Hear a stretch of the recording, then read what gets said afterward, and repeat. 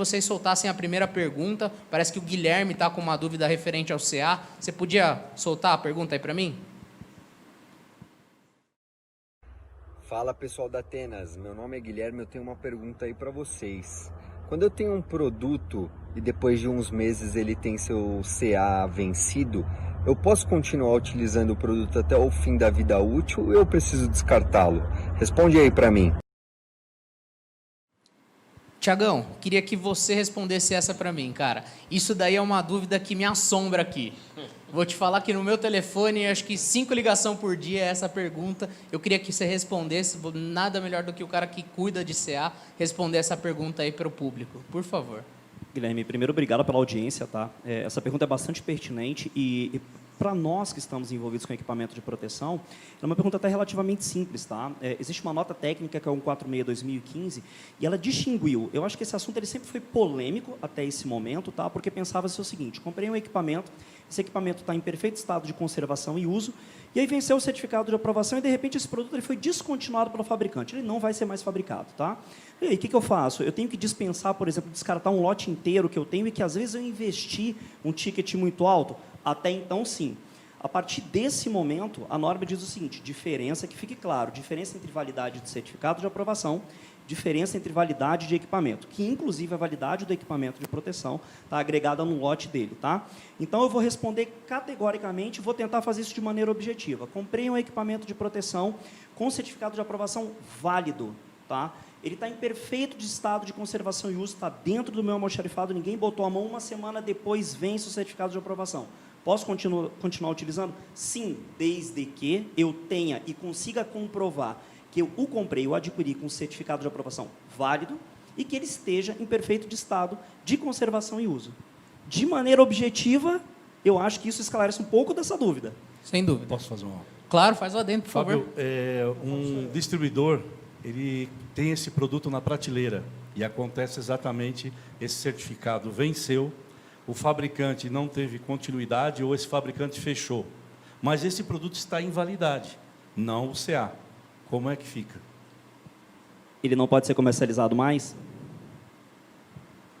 E esse é um grande prejuízo que os distribuidores estão hoje tomando no Brasil. Muito, inclusive, acho que a sua pergunta ela foi bastante pertinente, Gianfranco, você só me corrige se eu estiver enganado, tá? Então, assim, ó, a 146/2015, a tratativa dela está dirigida, foi apontada para quem comprou e está utilizando esse equipamento. Mas ela não está citando de maneira muito clara o fornecedor. Então, essa pergunta, ela é até uma pergunta assim, bastante subjetiva, tá? Se ela não cita nada, eu subentendo o seguinte, que talvez o que vale para quem comprou, adquiriu e, por exemplo, está utilizando, está em perfeito estado de conservação, possa ser válido também para quem tem no seu estoque, é comerciante e comprou com certificado de aprovação válida. Gianfranco, essa é apenas uma interpretação minha, porque não tem nada muito claro nesse sentido. Se você quiser complementar... Carlos, essa é uma das injustiças do CA. Eu tenho um equipamento certificado que funciona, que em caso de queda ele vai proteger a vida do trabalhador, vai fazer a retenção de forma adequada e segura, mas eu não posso utilizar por um problema burocrático. A gente tem um problema no Brasil da burocratização que é absurdo. A gente estava comentando agora, antes, vocês comentaram sobre normas estrangeiras. Imagina se eu compro um produto certificado nos Estados Unidos ou na Europa. No anexo 1, só para lembrar, para não fugir muito, né? No anexo 1, que fala de acesso por corda na NR1, existem vários equipamentos acessórios que não tem CA no Brasil. E nós colocamos na norma. Se ele atender o requisito da norma EN europeia, pode ser colocado... Gente, eu falei, e por que só isso? O CA... Nessa hora, o CA está prejudicando. Quando eu falei que o CA tem uma história, tem um histórico, nesse ponto ele é um retrocesso. Se eu tenho um equipamento certificado, se ele está aprovado, não é aquele número, aquela letra que tem prazo de validade, se o equipamento é bom. Ele deveria ser posto em uso e poderia ser vendido. Mas, de acordo com a minha interpretação da norma, ele não pode ser comercializado. O que é uma injustiça e um prejuízo para o fornecedor. Deixa eu fazer uma pergunta aqui, Tiago, que aí você vai me ajudar.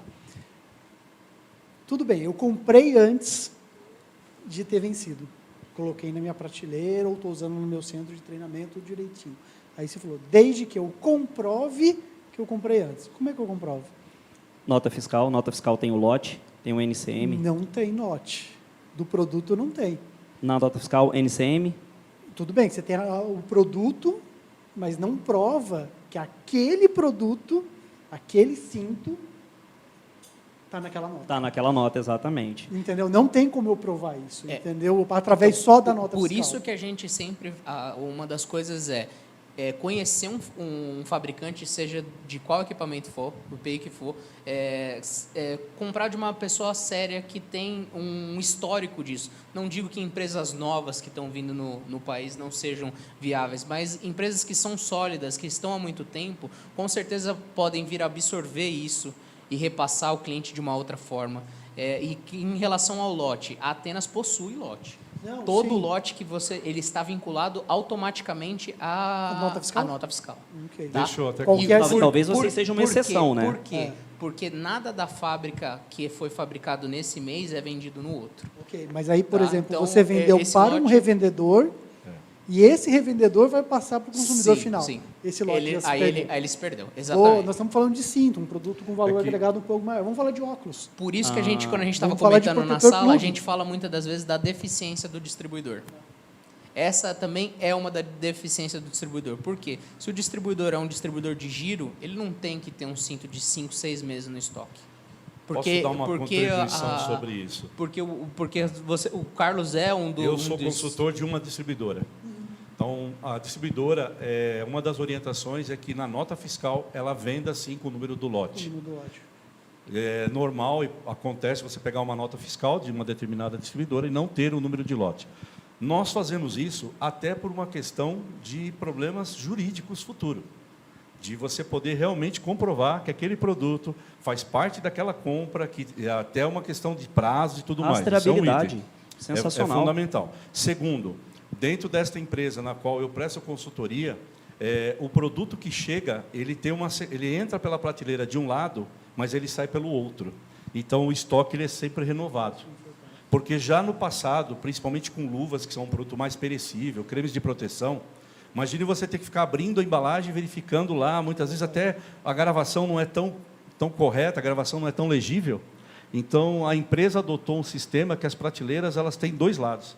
Então, o produto entra por um lado e sai pelo outro. E assim você consegue que o produto mantenha um prazo também médio de estoque. Porque isso prejudica o cliente lá também. Se eu tenho um cinto, que ele tem 3 anos de validade, já faz 2 anos e meio que ele está na minha empresa, o cinto não é tão grave, mas uma luva, por exemplo, ela passa por um processo de perda realmente de característica que pode comprometer a segurança do trabalhador. E aí isso é vida útil do produto. Exatamente. Entendeu? É isso que me incomoda um pouco a questão do CA, da validade, porque eu vou ter que controlar o CA. Eu vou ter que controlar E a aí vamos entrar em validade. vida útil. Só para a gente, já que a gente Aí, levantou deixa eu essa só bola. Bem pertinente. Puxar mais uma coisinha, que aí o Jean vai concordar comigo. Com relação para comprovar a questão do cinto, do sistema de proteção individual contra quedas. A norma diz o seguinte: você deve inspecionar os equipamentos na compra, antes do uso e periodicamente, conforme estabelecido lá pela sua análise de risco. Deve-se registrar o resultado das inspeções na aquisição e quando ele é condenado. Então, se você faz a coisa direito e você recebeu o equipamento, inspecionou, colocou tudo direitinho, você tem uma prova da data da compra do equipamento. Então, isso vai ajudar quando você está lá na frente. Para arrematar, Perfeito. antes da sua pergunta, Felipe, me permita o seguinte: eu vou sintetizar o que você acabou de falar sobre fabricante. Para quem é usuário de proteção, acho que uma observação interessante é o seguinte: a sua responsabilidade sobre o equipamento de proteção ela não termina quando você compra o equipamento. De forma Tá? alguma. E a responsabilidade do fornecedor ela não termina quando você entrega esse equipamento de proteção.